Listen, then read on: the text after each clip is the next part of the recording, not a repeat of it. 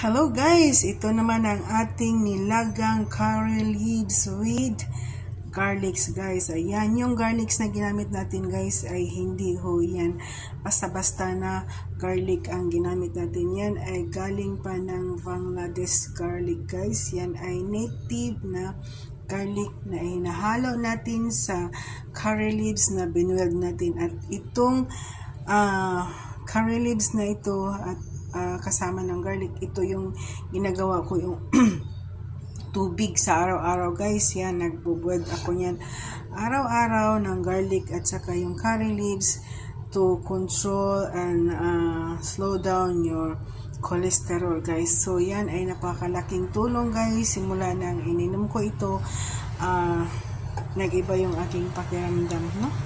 So guys, kung kailangan natin ng magiging malusog at healthy ang ating pangangatawan, kailangan natin talaga ng control sa ating sarili, sa pagkain, ng kung ano-ano man na dati wala tayong control sa mga kinakain guys. Dapat pala talaga tayong mag-ingat sa anong kinakain natin at kailangan lang natin ng more liquids guys, kailangan ng maraming tubig sa katawan para kailangan maglinis doon sa ating mga hindi natutunaw na mga kinakain guys. Ayan, karamihan kasi kapag may party, wala ng tubig, puros na soft drinks, no?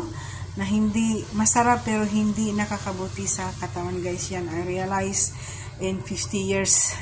Ngayon lang na-realize na hindi pala dapat. Mahilig kasi talaga ako sa mga sweets, soft drinks, at sa kung ano-ano pa. Yan guys, kaya ngayon kailangan, hindi pa huli ang lahat para magbago tayo guys. Hindi pa huli ang lahat para mag-change life. Maraming salamat sa panonood. See you next vlog.